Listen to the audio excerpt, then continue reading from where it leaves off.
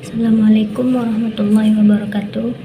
Perkenalkan, nama saya Kormila Trianingsih, NIM T 20194120. Di sini saya akan menjelaskan poin A, yaitu konsep dasar fisika. Fisika secara umum adalah didefinisikan sebagai ilmu tentang zat dan energi, seperti tentang panas, cahaya, dan bunyi. Tetapi pengertian tersebut masih sangat umum sehingga agak sulit untuk memahaminya, terutama jika harus menentukan bagian mana yang disajikan dan dapat disajikan dan diberikan kepada anak usia dini.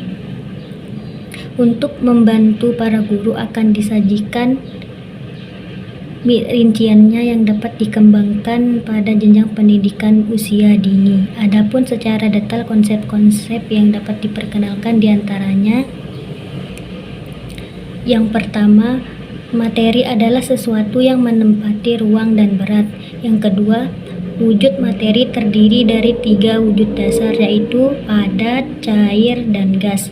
Yang ketiga, setiap materi di alam ini memiliki jarak meskipun sangat dekat. Yang keempat, ukuran materi sebagai objek seperti massa atau beratnya. Yang kelima, jarak antara berbagai materi di bumi. Yang keenam, materi dapat diklasifikasikan berdasarkan ciri-ciri yang dapat diamatinya, misalkan melalui warna, bau, rasa, kelarutan, kandungan listriknya, atau penghantar listrik. Itu disebut sebagai kelengkapan karakteristik fisika atau proses dan reaksi fisika. Dan yang ketujuh, materi dapat dihubungkan dengan materi lainnya untuk menghasilkan hal yang baru atau wujud baru. Hal tersebut kita sebut sebagai proses kimia. Yang kedelapan, hakikat materi terkecil atau partikel terkecil yang disebut molekul. Yang kesembilan, molekul terbuat dari partikel terkecil yang disebut atom. Yang kesepuluh, susunan atom terdiri dari proton, neutron, dan elektron. Yang kesebelas, atom dibangun oleh sejumlah substansi yang disebut elemen. Yang ke-12, energi adalah kemampuan untuk melakukan sesuatu. Wujudnya dapat dalam berbentuk cahaya, panas, suara, listrik, energi gerak, dan energi nuklir. Yang ketiga, energi yang tersimpan dalam suatu materi disebut energi potensial. Yang ke-14, energi dapat disimpan, dibuang, atau diselamatkan disebut konversi energi. Yang ke-15, jumlah minyak tanah atau fosil di dalam bumi bersifat terbatas. Dan yang ke-16, yang terakhir, pemanfaatan energi dapat bervariasi, misal untuk penerangan, pemanasan, dan lain-lain. Pentingnya penyampaian ke-16 konsep dasar sains bidang fisika kimia di atas, di samping dapat dijadikan rujukan dalam pengembangan pembelajaran, inti juga dapat dijadikan rujukan dalam pemberian pengayaan. Kita sadar bahwa anak usia dini berada pada fase sangat fundamental, di mana rasa ingin tahunya berkembang sangat pesat dan menakjubkan, sehingga bisa saja jumlah pertanyaan kritis atas materi fisika kimia yang disajikan mengundang banyak pertanyaan. Pada kondisi yang demikian, jalan terbaik adalah guru menjawab, memfasilitasinya hingga setiap anak merasa puas. Jadi, kalau begitu, adakah batasan materi untuk usia dini, khususnya terkait materi fisika kimia? Sudah dipaparkan sebelumnya bahwa jika cara penyajiannya sesuai karakteristik anak, maka tidak ada kata tidak boleh suatu materi disajikan. Untuk itu, sekali lagi sangat dianjurkan setiap guru sains pada level pendidikan usia dini agar selalu meningkatkan penguasaan sainsnya, agar dapat memberikan layanan dan rasangan sains yang memuaskan bagi setiap anak-anak yang sedang dikembangkan. Cukup sekian dari saya, kurang lebihnya mohon maaf. Wassalamualaikum warahmatullahi wabarakatuh. Assalamualaikum warahmatullahi wabarakatuh. Nama saya Azwan Ali, NIM T2019-4124. Di sini saya akan menjelaskan ruang lingkup ilmu fisika. Definisi ilmu fisika adalah ruang lingkup ilmu fisika yang mempelajari gejala alam yang tidak hidup serta interaksi dalam lingkup ruang dan waktu.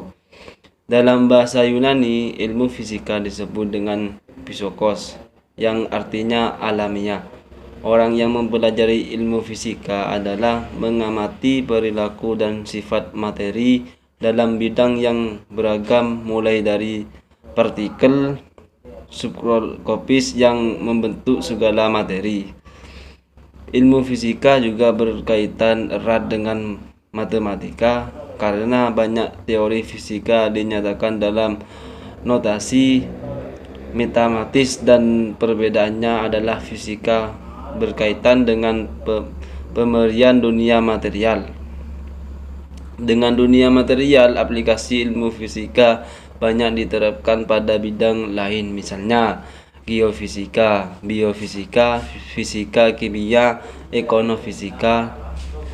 Teori utama adalah ilmu fisika. Yang pertama, 1. Mekanika klasik, hukum Newton, mekanika Lagrangian, mekanik Hamiltonian, dinamika fluida, mekanika kontinum.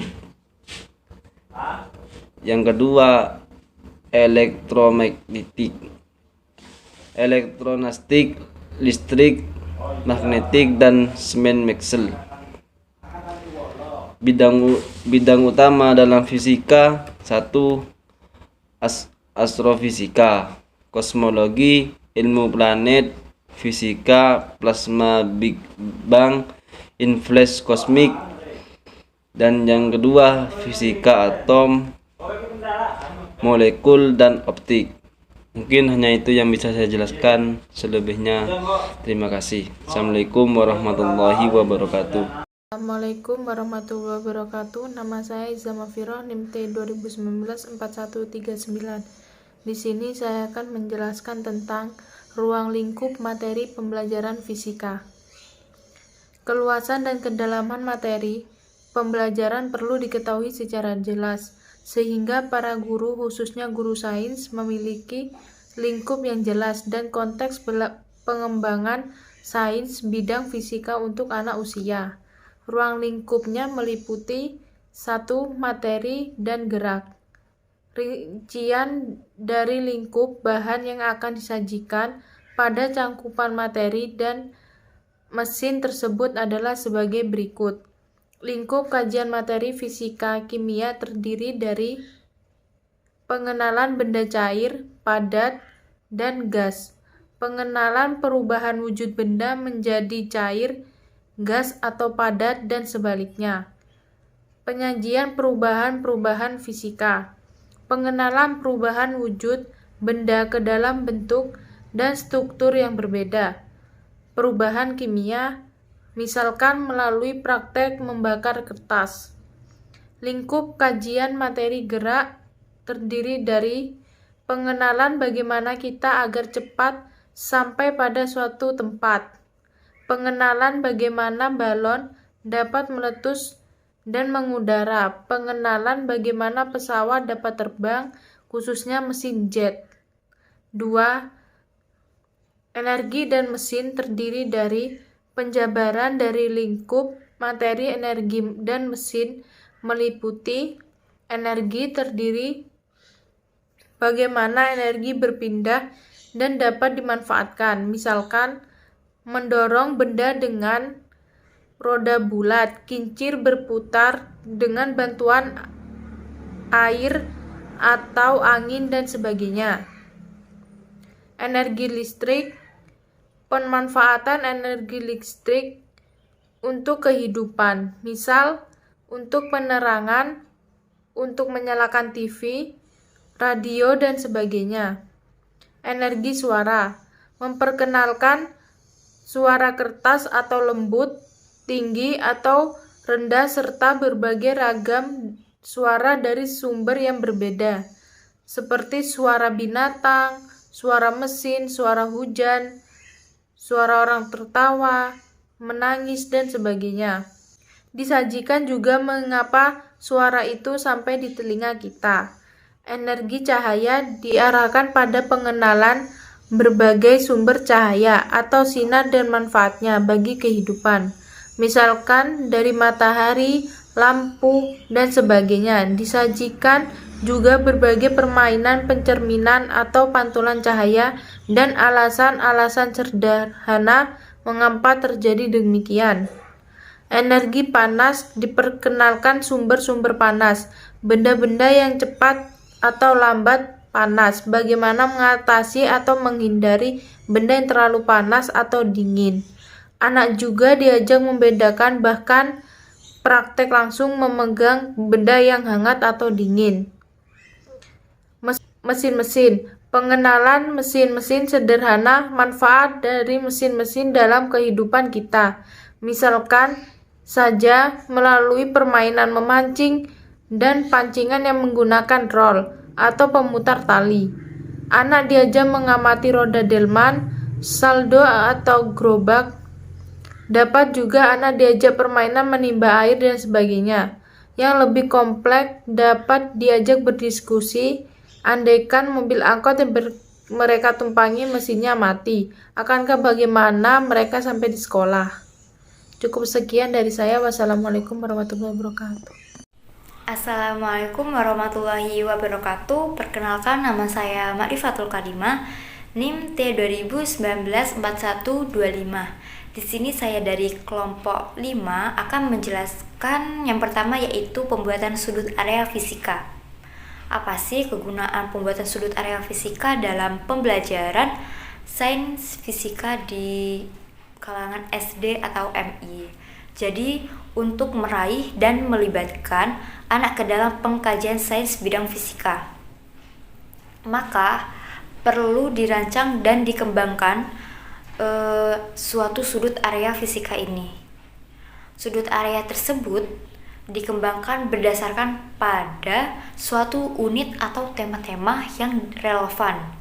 Jadi sebaiknya sudut area yang dikembangkan secara periodik mendapatkan perubahan-perubahan seiring dengan tema atau unit yang dimunculkan.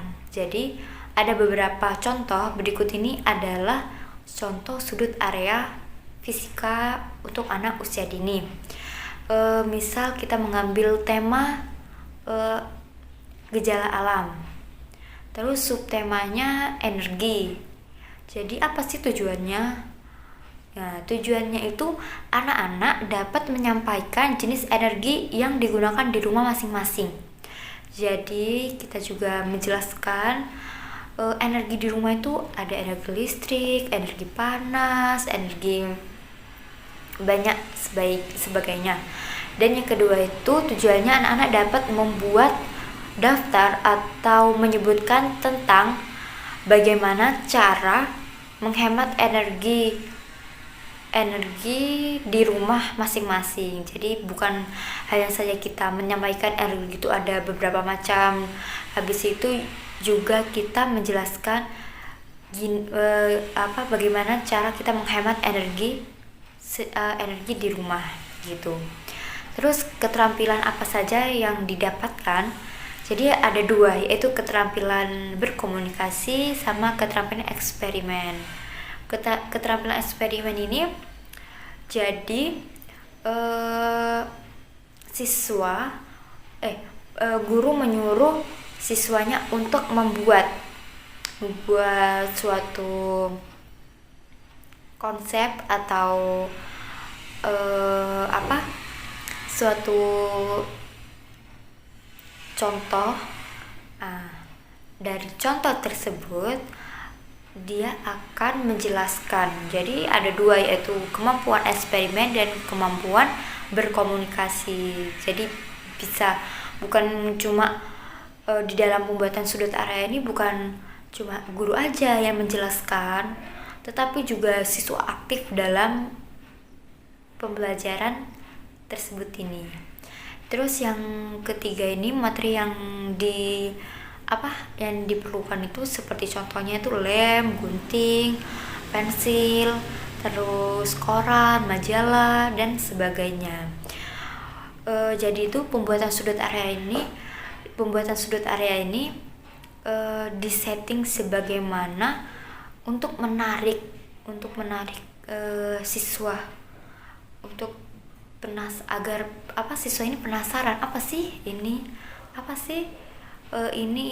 dan agar siswa ini kayak tidak monoton aja, biar tidak bosen di kelas gitu. Maka adanya pembuatan sudut area fisika ini. Yang kedua ini yaitu pembuatan bulletin board atau majalah dinding.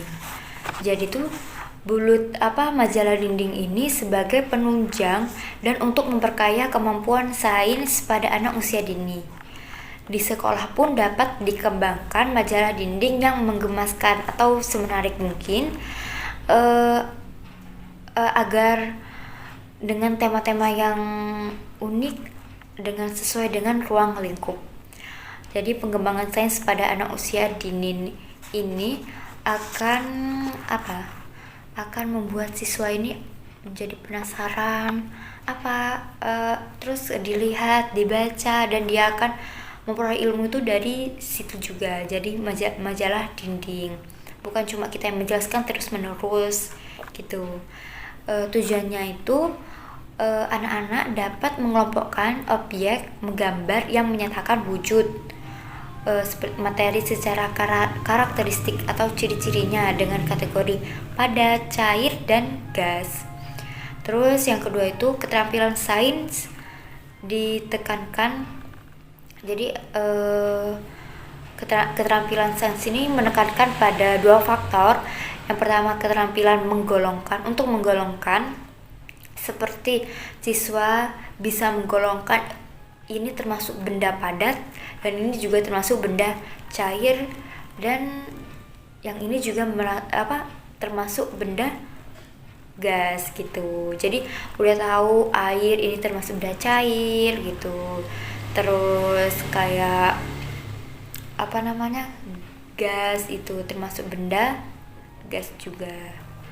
Yang kedua itu keterampilan berkomunikasi. Jadi siswa itu juga ditunjuk untuk atau juga ditekankan bisa berkomunikasi dengan baik atau menjelaskan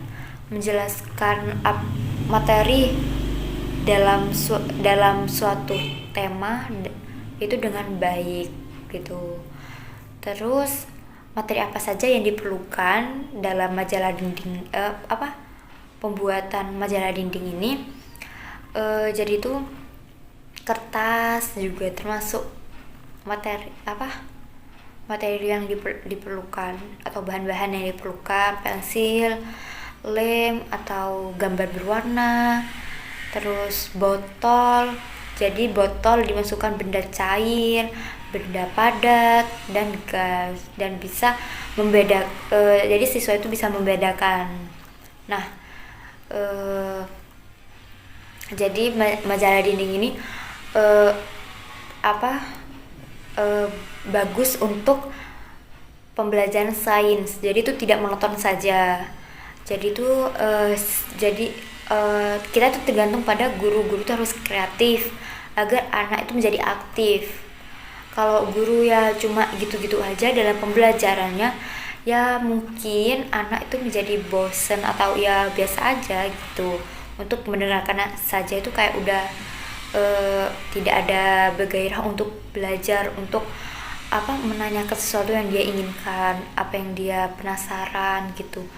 Jadi kita tuh gurunya harus membuat inovatif atau kreasi-kreasi yang lebih menarik untuk memikat anak gitu. Ya, mungkin ini yang saja saya sampaikan, kurang lebihnya mohon maaf. Wassalamualaikum warahmatullahi wabarakatuh. Assalamualaikum warahmatullahi wabarakatuh. Perkenalkan, nama saya Nur Hayati, NIM T20194141. Di sini saya akan melanjutkan penjelasan dari teman-teman sebelumnya, yaitu menggunakan strategi atau metode kunjungan lapangan. konsep-konsep dasar yang terkait dengan fisika sangat banyak tersebar di lapangan, yaitu di masyarakat dan di alam. Untuk mendapatkan pengalaman yang lebih konkret dan bermakna tentang sains, maka anak-anak dapat dibawa berkunjung ke tempat yang sesuai dengan topik atau tema bidang pengembangan sains. Di sini tempat-tempat kunjungan yang relevan dan sesuai, diantaranya yang pertama yaitu PPI, yaitu Pusat Peragaan Imteks. Yang kedua, Laboratorium MIPA atau Mafiki. Yang ketiga, dapat juga berkunjung ke laboratorium milik lembaga pemerintah atau lembaga diklat yang terdapat di suatu kota. Yang keempat, juga berkunjung ke pabrik. Yang selanjutnya yaitu agar kunjungan menjadi efektif, terdapat beberapa hal-hal yang harus diperhatikan. Di antaranya, 1. Kunjungan dilakukan atas perencanaan yang matang karena anak yang kita setarakan berada pada usia yang masih dini. Yang kedua, atas peserta kunjungan anak usia dini hendaklah bimbingan yang turut serta cukup memadai untuk mengontrol aktivitas anak. Yang ketiga, jika objek kunjungan dapat diprioritaskan, maka pilihlah yang paling aman dan memungkinkan serta dapat dilaksanakan. Yang keempat, siapkan pembekalan secara memadai, baik makanan, alat pendukung kesehatan maupun pakaian untuk ganti anak. Yang kelima, terpenting adalah ketika hari berikutnya anak masuk sekolah, hendaknya hasil kunjungan dibahas atau direview. Yang selanjutnya yaitu contoh pengembangan. Tema gejala alam, subtema pesan rahasia dan perubahan kimia. Tujuan anak dapat mengamati karakteristik dari perubahan fisika dan perubahan kimia. Yang kedua yaitu anak dapat menjelaskan karakteristik dari perubahan fisika dan perubahan kimia. Selanjutnya yaitu keterampilan proses yang ditekankan, kemampuan untuk mengamati, kemampuan untuk berkomunikasi, dan kemampuan untuk membuat hipotesis. Material yang dibutuhkan untuk setiap anak, mendapatkan sedikit jus jeruk segar, kain sutra, lembaran kertas putih, paku besi, kantong plastik air, sedikit kertas tisu untuk kelas, 3 atau 4 lampu meja sekira 100 watt, solatif atau pita pembungkus, kotak plastik bening kecil setiap kelompok harus didapat. Kegiatan tahap 1, bagikan jus jeruk, kain sutra, dan kertas. Perintahkan menulis pesan rahasia pada kertas dengan menggunakan kain dan jus jeruk. Anak-anak mengeringkan pesan tersebut. Yakinkanlah bahwa mereka telah mencatat apa yang diamati tentang pola tulisan jeruk dan pada kertas. Anak-anak diperintahkan bertukar pesan, kemudian menuju lampu meja yang dipanaskan. Ingat, saat memanaskan harus dalam pengawasan. Yang keempat, memunculkan diskusi yang terjadi, apakah perubahan fisika atau kimia. Yang tahap kedua yaitu yang pertama, bagikan paku besi pada setiap kelompok.